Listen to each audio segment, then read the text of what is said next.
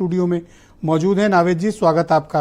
गरीबों को मिलने वाली योजनाओं पर सुप्रीम कोर्ट के एक बेंच ने कुछ प्रश्न चिन्ह खड़े किए हैं, कुछ कंसर्न शो किए हैं। आपने निश्चित तौर पर ये खबर पढ़ी होगी। उनका ये मानना है कि जो लोग काम नहीं कर रहे हैं उनको आप मुफ्त का राशन दे रहे हैं, बिना कुछ काम किए पैसा दे रहे हैं, और इस तरह करके आप एक बहुत बड़ी तादाद में लोगों को परजीवी बना रहे हैं। आप एक पत्रकार के रूप में क्या ओपिनियन रखते हैं कि गरीबों को मिलने वाली सारी मुफ्त की योजनाएं, उनको जो कैश मिलता है वो सब बंद कर दिया जाए या फिर इसको चालू रखा जाए?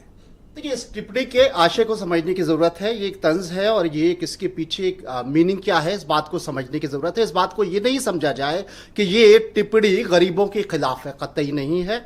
आम जनता भी इस बात को महसूस करती है कि गरीबों की मदद करना वेलफेयर स्कीम होना चाहिए है। उद्योगपतियों को आंख बंद करके हजारों करोड़ रुपए देकर आंख बंद कर लेना गलत बात है, ये सब लोग मानते हैं। लेकिन यहां पर सारे राजनीतिक दलों के प्रतिनिधि बैठे हुए हैं, कोई इस बात को गलत नहीं कहेगा। कारण क्या है, इनकी नीयत क्या होती है, इनका इरादा क्या होता है। दरअसल होता क्या है, ये 10 साल से ज्यादा हो गया है, हालांकि 20-22 साल पहले भी जयललिता के दौर से भी, उस जमाने से भी इस तरह की कुछ स्कीम्स होती थी। लेकिन अब ग्राफ बहुत तेजी से बढ़ा है 10-12 साल से। जब कोई चुनाव होने वाला होता है तो जैसे बोली लगती है ना, हम इतना देंगे, दूसरा कहता नहीं हम इससे भी ज्यादा देंगे। कोई ये नहीं बताता कि तुम्हारे पास खजाना कितना होगा, आप विकास दरों को किस तरीके से बर्बाद कर दोगे, आप किस तरीके से कर्जे में ला दोगे। ठीक है, हम गरीबों की मदद करना चाहते हैं, लेकिन हम अपने घर का लोटा बेच के थोड़ी मदद करेंगे। आपकी आर्थिक स्थिति क्या है, आपकी विकास दर क्या है, आपकी इकोनॉमिक सिस्टम क्या है, आप कितने लोन पर हैं, आपको यह भी तो देखना पड़ेगा, पहली चीज। दूसरी बात, ये जो आफत आई है 10-12 साल से, लाइन लगी है, बोली लगी है, हम इतना देंगे, हम लाडली बहना को देंगे, हम लाडली मौसी को देंगे, हम लाडले पिताजी को देंगे, हम लाडले चाचा को देंगे, इस तरह। अच्छा, जो आलोचना करते थे मुफ्त की स्कीम की बीजेपी वाले, हाँ, आजकल तो छाती पीट के कह रहे हैं। पैनल में इतने सारे जो एक ने भी विरोध बैठे हैं, कोई विरोध नहीं कर सकता, क्योंकि सब एक थाली के चट्टी बट्टे हैं और सबको अपने निजी स्वार्थ के लिए, इनको गरीबों की कोई परवाह नहीं है। ये बताइए, पहला सवाल, भारतीय जनता पार्टी की प्रवक्ता भी बैठी है, बहुत शक्तिशाली सत्तारूढ़ दल है, क्या 10 साल से गरीबी बढ़ती चली जा रही है?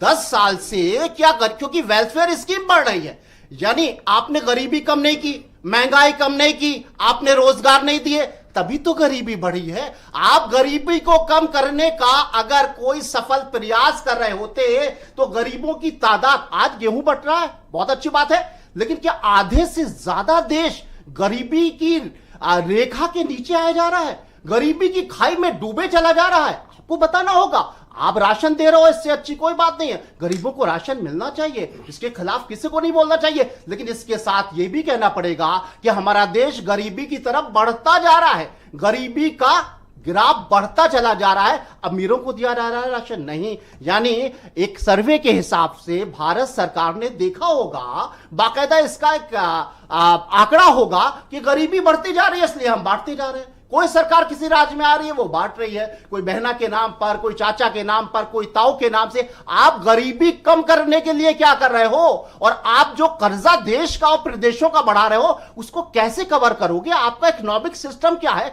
ये तो बताओ। तो खाली घोषणा पत्र नहीं, सिर्फ गरीब को अगर 4 पैसे की मदद मिल रही है तो सारा बोझ उसी की वजह से पड़ रहा है। मैं तो कह रहा हूं गरीब को बिल्कुल मिले, लेकिन यह भी साथ में कह दें कि हमारे देश में गरीबी बढ़ती जा रही है, इसलिए हम गरीबों की मदद करते जाएंगे। जीवन भर हम गरीब रहेंगे, गरीब पैदा होंगे और गरीब मर जाएंगे। हमारी तरक्की, हमारा रोजगार का स्तर कभी नहीं बढ़ेगा, हम महंगाई को काबू नहीं कर पाएंगे, हम स्वास्थ्य शिक्षा नहीं दे पाएंगे। स्वास्थ्य शिक्षा है हर सरकार में बाकायदा, बहुत अच्छी योगी मोदी सरकार तो आप क्या चाहते हैं कि ये लेकिन आपके पास बजट नहीं है।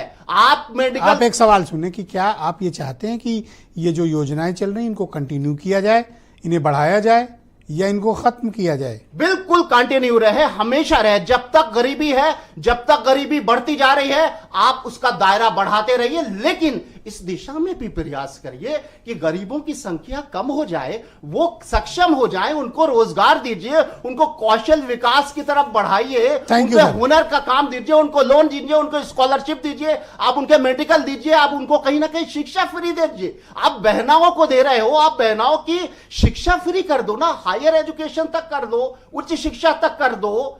आप उस दिशा में तो कुछ कर नहीं रहो। आप घोषणा पत्र में बोली लगाते हो हम इतना देंगे, दूसरा कहता है हम इतना, और आज यही वजह है कि आज कोई भी पैनलिस्ट यहां पर पॉलिटिकल जितने हैं कोई इसके खिलाफ नहीं बोल सकता, अरे क्योंकि बोलेंगे ये तो हारेंगे। रिश्वत है, ये रिश्वत के तौर पर, वोट लेने की रिश्वत के तौर पर ये घोषणाएं और करते ये बड़े हैं। आदमी ने लिया है लाखों करोड़ दबाए बिल्कुल बैठे, वो क्या गलत, है? बिल्कुल गलत, वो ये क्या है? बिल्कुल वो रिश्वत अन्याय नहीं है, है। देश के साथ दगाबाजी है सरकारों की, वो जो बड़े चंदा लोगों को दे है, रहे हैं। वो बिल्कुल, रिटर्न होके चंदा आता है बिल्कुल, इनके पास। बिल्कुल बिल्कुल उनसे गरीब छीनना आदमी का चाहिए। वोट तो उनका चंदा ये है। तो बिल्कुल गलत है। और ये धन्यवाद तो सर, बहुत शुक्रिया। मैं डिबेट का दूसरा